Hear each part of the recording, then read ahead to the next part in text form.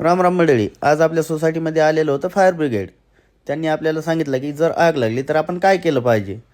सर्वप्रथम त्या काकांनी आपल्याला सर्व साहित्य दाखवले जे जे आग विझवण्यासाठी कामी येतात. काकांनी सिलेंडर दाखवलं जे अत्यंत उपयोगी असतं. ते कसं लॉक करायचं काका म्हणे मी सांगतो. तर ते कसं लॉक करायचं, त्याचं लॉक कसं काढायचं, पाईप कसा पकडायचा, सिलेंडर कुठल्या हातात असलं पाहिजे आणि ती आग नंतर कशी विझवायची, तो किती वेळ चालतं हे काकांनी सगळं आपल्याला सांगितलं. ते एक सिलेंडर 45 सेकंद चालतं आणि 45 सेकंदामध्ये आगीवर नियंत्रण आपण त्या ठिकाणी मिळवू शकतो असं काकांनी आपल्याला सांगितलं. की त्यांनी या ठिकाणी आग लावली आणि कपडा पाण्यामध्ये भिजवून त्यांनी त्या कपड्याच्या मदतीने प्राथमिक पद्धतीने ती आग विझवण्याचा प्रयत्न केला आणि आग विझवली. त्यांनी सांगितलं जर या प्रकारे आग विझत नसेल तर आपण नंतर सिलेंडरने आग विझवू शकतो. तर सिलेंडरने आग कशी विझवायची ती पण त्या काकांनी एकदा आपल्याला त्या ठिकाणी प्रात्यक्षिक करून दाखवलं आणि त्यांनी आपल्या समोर ती आग त्या ठिकाणी विझवून दाखवली. लहान लहान मुलांना फार मजा वाटली.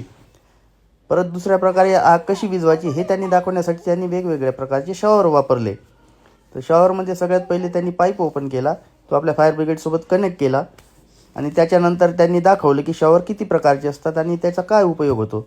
तर पहिलं शॉवर त्यांनी या ठिकाणी कनेक्ट केलं जे खूप लांबपर्यंत जात होतं. तर त्याचा वापर असा होतो की ती उंचवर लागलेली आग त्या ठिकाणी विझवण्यासाठी उपयोगी पडतं. हा पहिला शॉवर या ठिकाणी झाला.